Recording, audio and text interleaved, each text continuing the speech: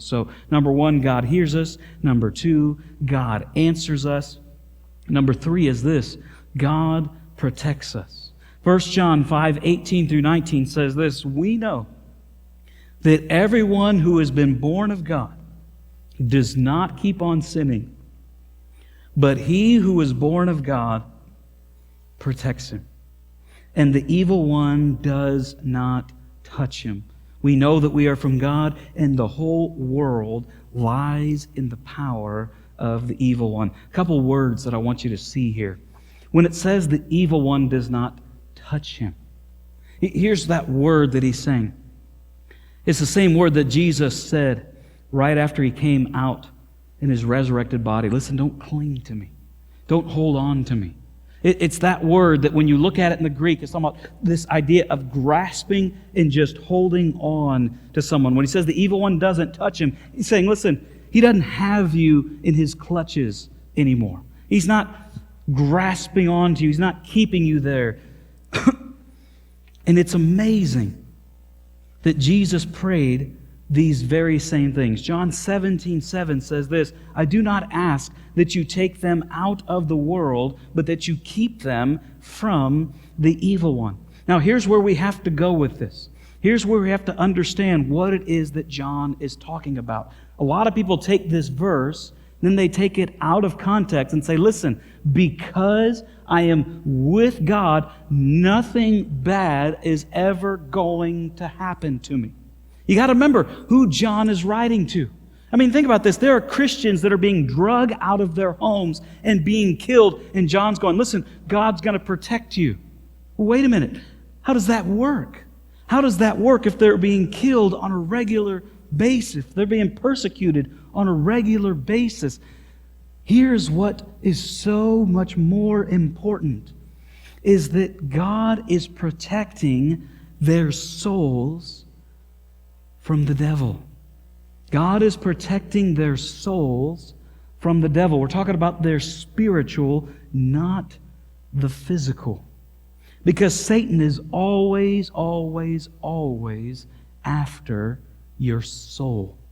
That's his goal.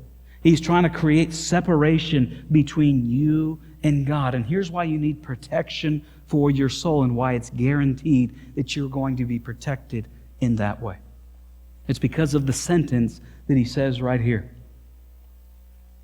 The whole world lies in the power of the evil one. The whole world lies in the power of the evil one.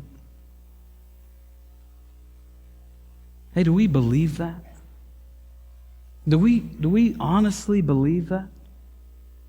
I think sometimes we forget this and we get it misconstrued, and we forget this simple truth that Satan is the one who is currently of the world and everything in it. And so I want you to write down this incredible but difficult truth.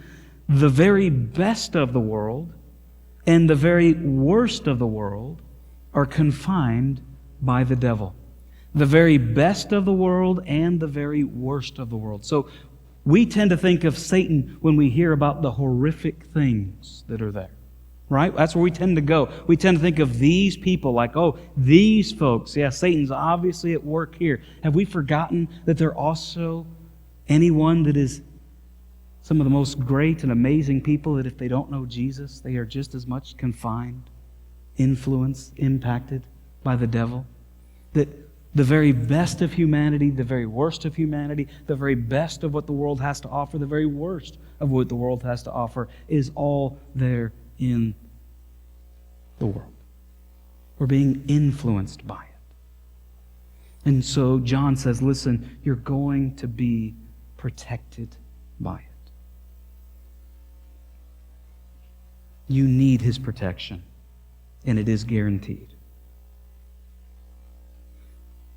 I'll say just this one last thing in regards to the world. Folks, I know, you know what? The world has gotten so much better, Pastor. I don't know what you're talking about. Hey, can we honestly step back and talk about what really matters and say that? Hey, has there ever been a time when we are more self-centered in all of history?